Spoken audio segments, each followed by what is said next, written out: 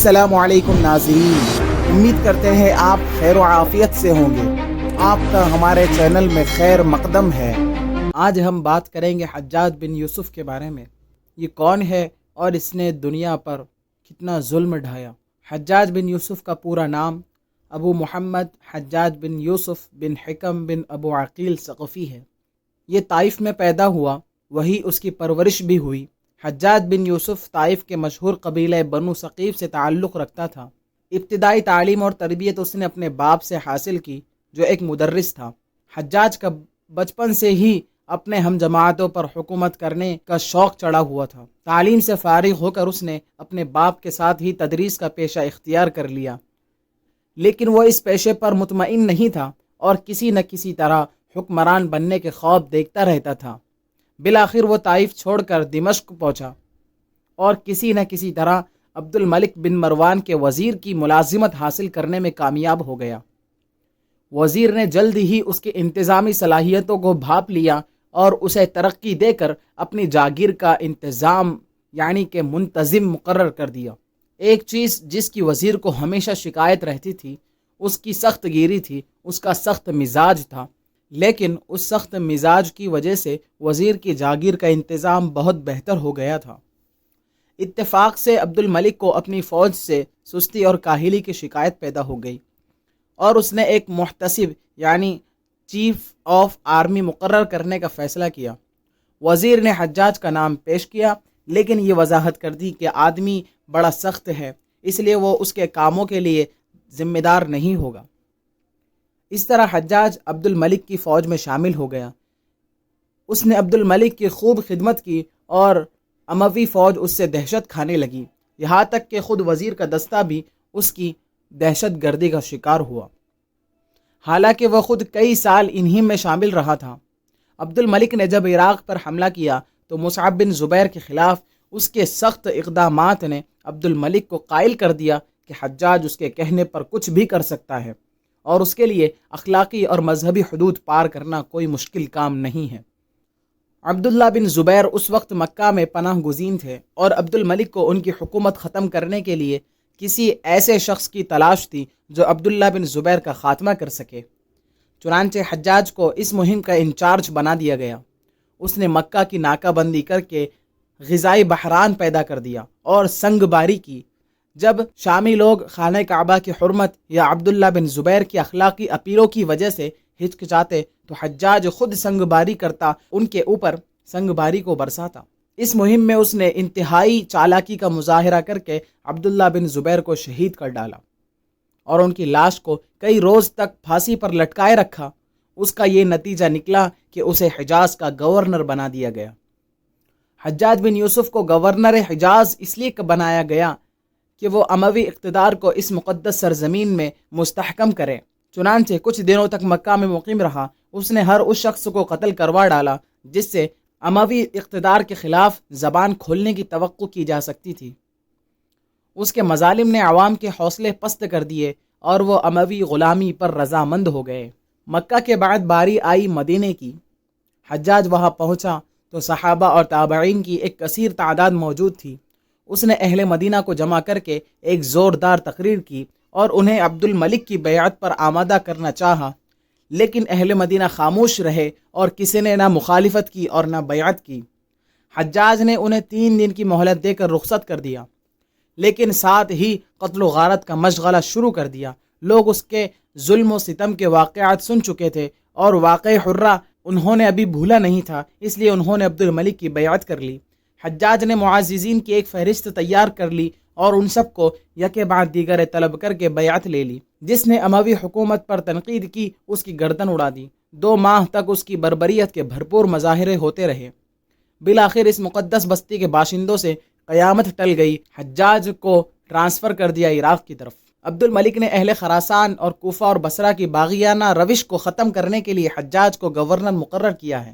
اس نے صرف 12 آدمی ساتھ لیے اور 1000 میل کا فاصلہ طے کر کے بالکل غیر متوقع طور پر کوفہ پہنچ گیا۔ کوفہ میں داخلے کے وقت اس نے نقاب پہن رکھا تھا تاکہ لوگ اسے پہچان نہ سکے۔ اس کے ساتھی اہل کوفہ کو پکار کر مسجد میں جمع ہونے کا حکم دے رہے تھے۔ حجاج بن یوسف ثقفی مسجد پہنچا تو لوگ شرارت پر آمادہ تھے، کنکریاں اور پتھر اپنے ساتھ لائے تھے تاکہ ان سے نئے گورنر کا استقبال کر سکے۔ اس نے ممبر پر چڑھ کر نقاب اتاری اور تقریر اس طرح شروع کی کہ لوگوں سنو اور ہوش و حواس کے ساتھ سنو۔ تمہاری سورش پسندی اور شرارتوں سے تنگ آ کر امیر المؤمنین نے اس بار اپنے ترکش کا سب سے سخت ترین تیر تم پر چلایا ہے۔ تم منافق، مفسد اور باغی ہو، تم نئی نئی شرارتیں کرتے ہو اور ہر آنے والے حاکم سے بغاوت کرنے کے عادی ہو۔ سیدھے ہو جاؤ اور اطاعت کے لیے سر جھکاؤ، ورنہ تمہیں ایسا ذلیل و خوار کروں گا کہ تمہاری آئندہ نسلیں تم پر لعنت بھیجا کرے گی۔ میں تمہاری گیدر بھپکیوں سے ڈرنے والا نہیں، بلکہ تمہارے ٹیڑھے پن کو ایسا درست کروں گا کہ تم سدی ہوئی اونٹنیوں کی طرح دودھ دینے لگ جاؤ گے۔ جس طرح ایک بڑھئی انگڑھے لکڑی کو چھیل کر اپنے حسب منشا اس کو تراش کر بنا لیتا ہے، اسی طرح میں بھی تمہیں چھیل چھیل کر اپنی مرضی کے مطابق کام لوں گا۔ میرا غصہ بہت تیز اور میرا انتقام بہت ہولناک ہے۔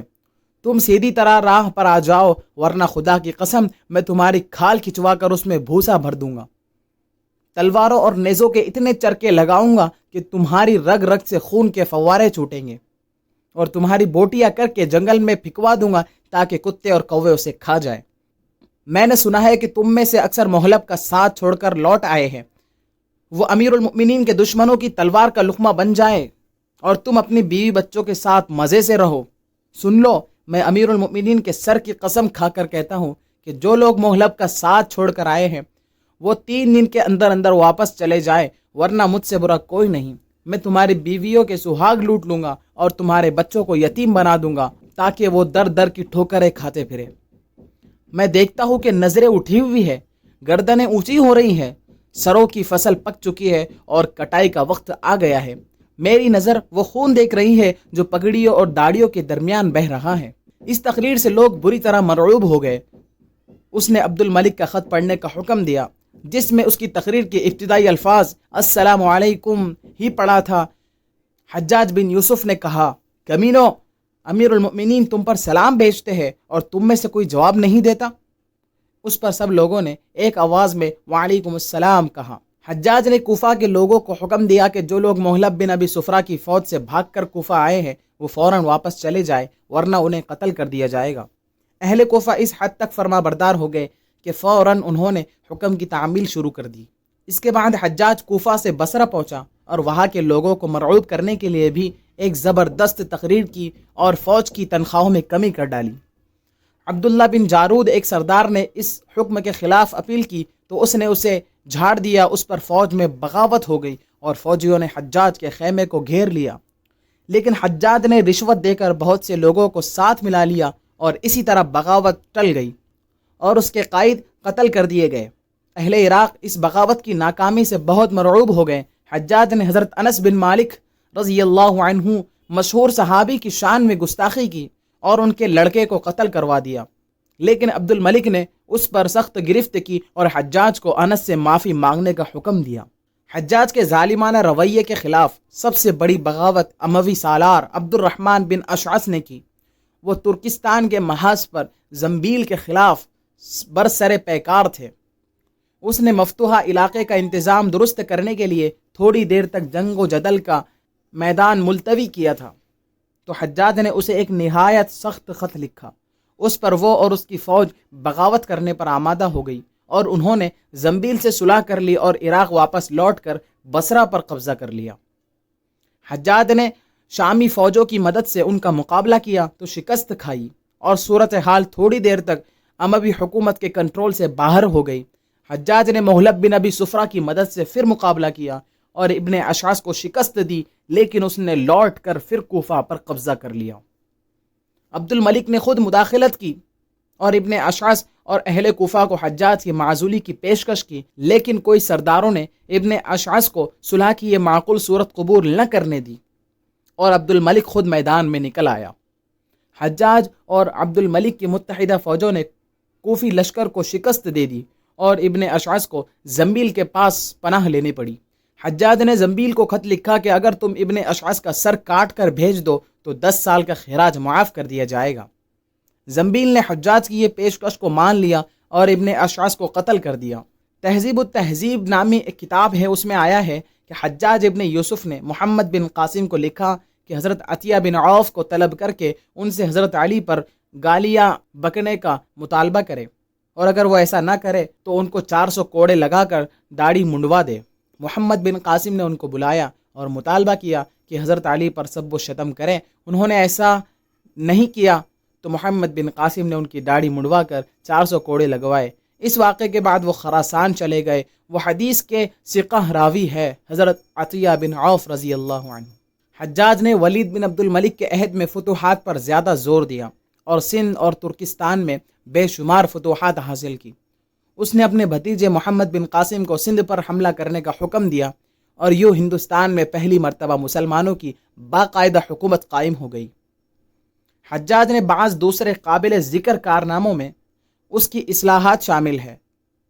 اس نے پانی کے بعض منصوبوں کو عملی جامہ پہنایا، پانی پہنچانے کے راستے نہریں کھدوائی اور دیگر کام کیے جس سے عوام الناس کو فائدہ پہنچا۔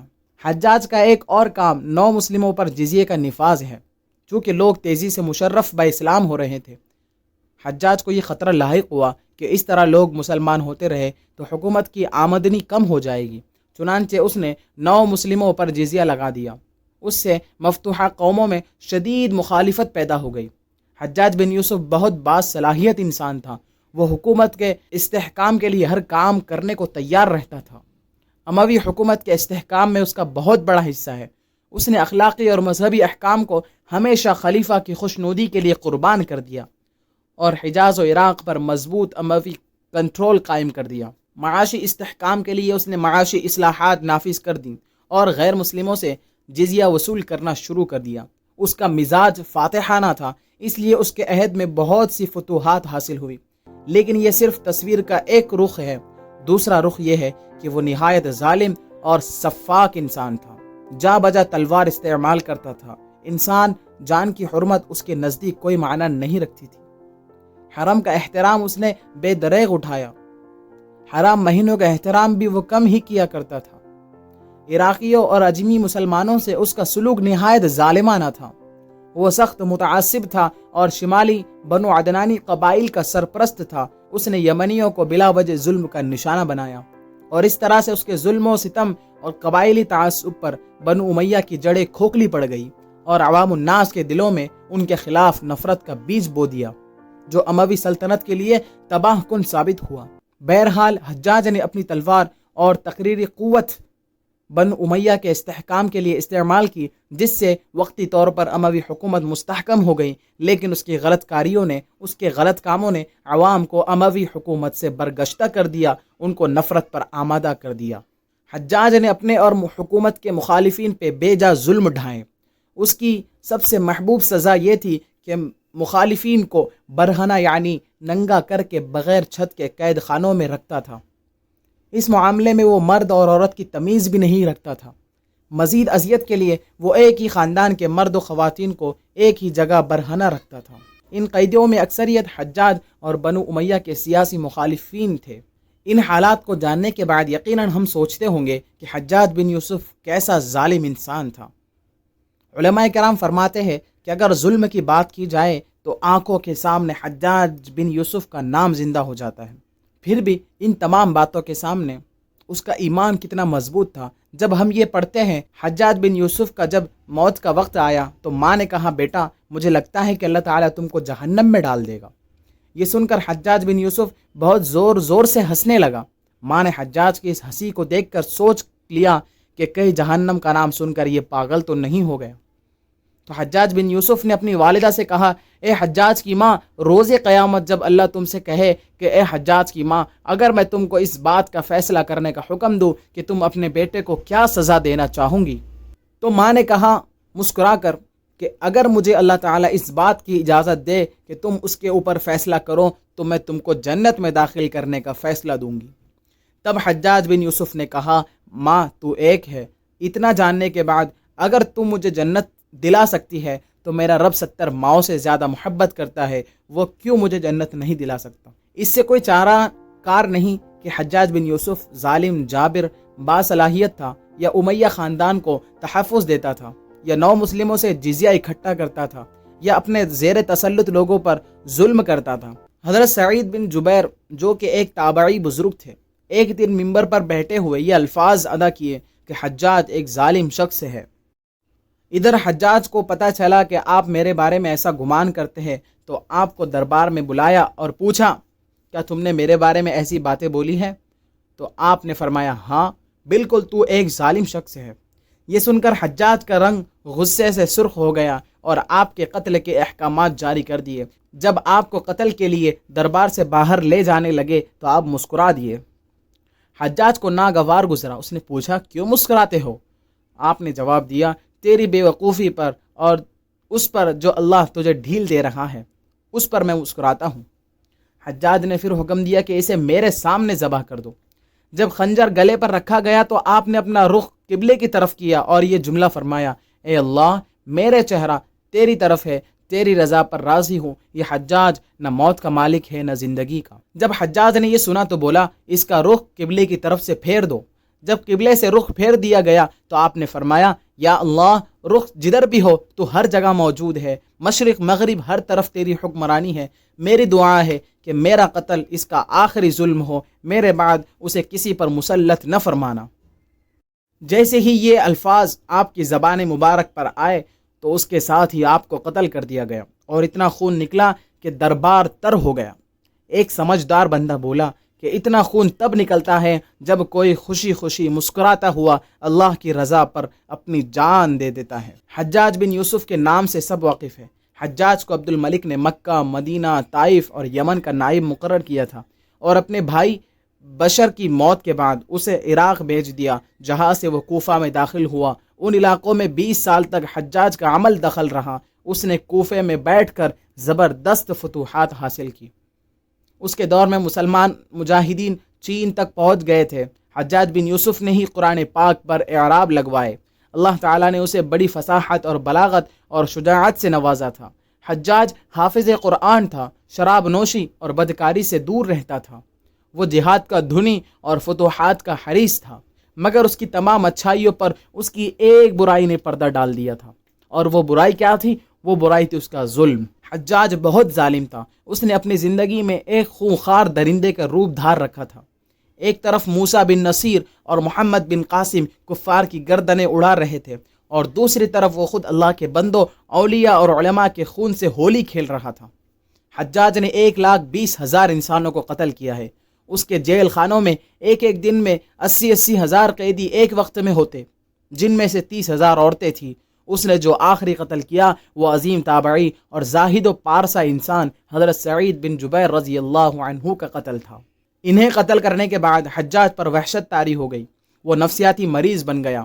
حجاج جب بھی سوتا حضرت سعید بن جبیر اس کے خواب میں آتے، اس کا دامن پکڑ کر کہتے کہ اے دشمن خدا، تو نے مجھے کیوں قتل کیا؟ میں نے تیرا کیا بگاڑا تھا؟ جواب میں حجاج کہتا کہ مجھے اور سعید کو کیا ہو گیا ہے؟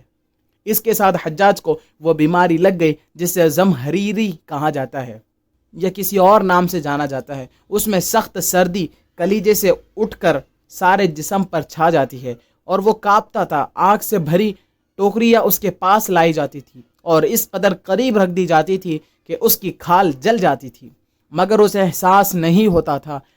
حکیموں کو دکھانے پر انہوں نے بتایا کہ پیٹ میں سرطان ہے۔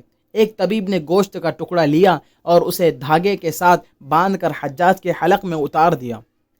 تھوڑی دیر بعد دھاگے کو کھینچا تو اس گوشت کے ٹکڑے کے ساتھ بہت عجیب و غریب نسل کے کیڑے چمٹے ہوئے تھے، اور اتنی بدبو تھی کہ پورے 1 مربع میل کے فاصلے پر پھیل گئی۔ درباری اٹھ کر بھاگ گئے، حکیم بھی بھاگنے لگا۔ حجاج بولا، تو کدھر جاتا ہے؟ علاج تو کر۔ حکیم بولا، تیری بیماری زمینی نہیں آسمانی ہے، اللہ سے پناہ مانگ۔ حجاج جب مادی تدبیروں سے مایوس ہو گیا تو اس نے حسن بصری رحمۃ اللہ علیہ کو بلوایا اور ان سے دعا کی درخواست کی۔ آج حجاج عبرت کا سبب بنا ہوا تھا۔ وہ حجاج کی حالت دیکھ کر رو پڑے اور فرمانے لگے، میں نے تجھے منع کیا تھا کہ نیک بندوں کے ساتھ چھیڑ چھاڑ نہ کرنا، ان پر ظلم و تشدد نہ کرنا، مگر تو باز نہیں آیا۔ وہ اندر اور باہر سے جل رہا تھا، وہ اندر سے ٹوٹ چکا تھا۔ حضرت سعید بن جبیر رضی اللہ عنہ کی وفات کے بعد 40 دن گزرے ہی تھے کہ اس کی موت واقع ہو گئی۔